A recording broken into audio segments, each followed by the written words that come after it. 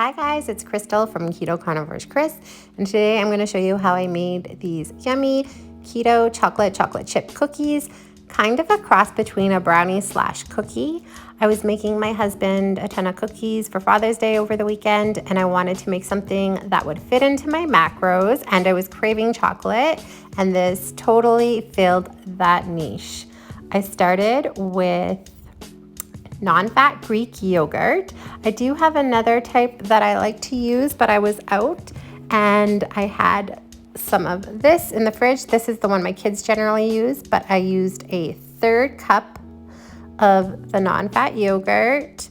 I added a quarter cup of brown Swerve and 2 tablespoons of confectioner Swerve. I was using my handheld mixer to blend it up and break up the sugars and emulsify them.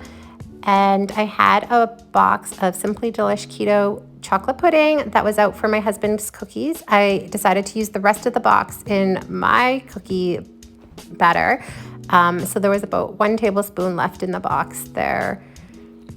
Not very much, it just gave it extra flavor. If you didn't have it, you could probably skip it. I used 2 tablespoons of cocoa powder and 1 scoop of whey chocolate protein powder. This was my husband's. I stole some for my cookies. And I added 3 scoops of collagen powder.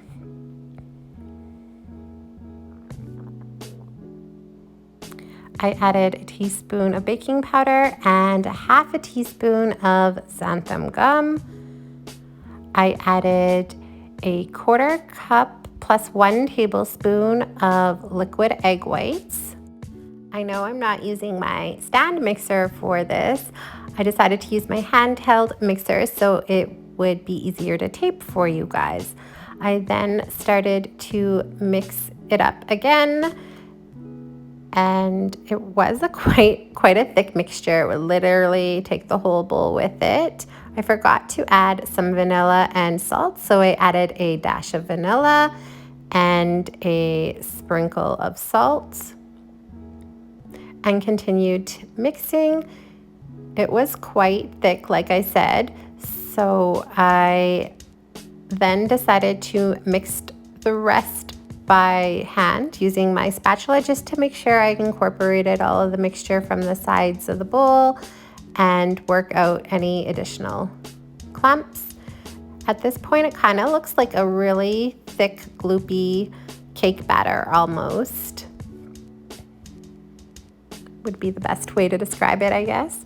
After I worked all the mixture off the side of the bowl, I grabbed my baking tray with a baking mat on it, and I didn't know how many cookies I would get, but I did know I just wanted a larger cookie, so I spooned out the mixture to make almost like blobs, I guess you could say.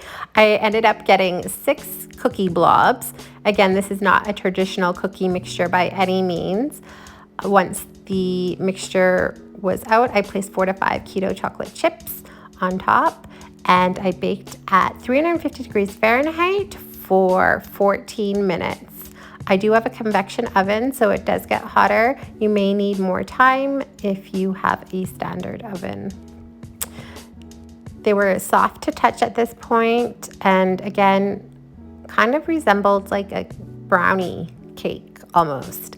I let them cool completely before lifting them off my baking tray. That way they had time to cool and firm up. And they had a different type texture than your traditional cookie, but I'm okay with that. When I set out to make these, I didn't know what to expect, and these turned out so much better and tastier than I imagined. So happy I made them, and definitely will be making them again. And because they fit into my macros, that's even better. I stored them in an airtight container and in the fridge. I would have 2 at a time, so this lasted me a couple of days. And the cookies the next day were even that much better. So yummy. If you guys try the recipe, let me know. And if you enjoyed the video, don't forget to give it a thumbs up. And until next time, bye guys. Thanks for watching.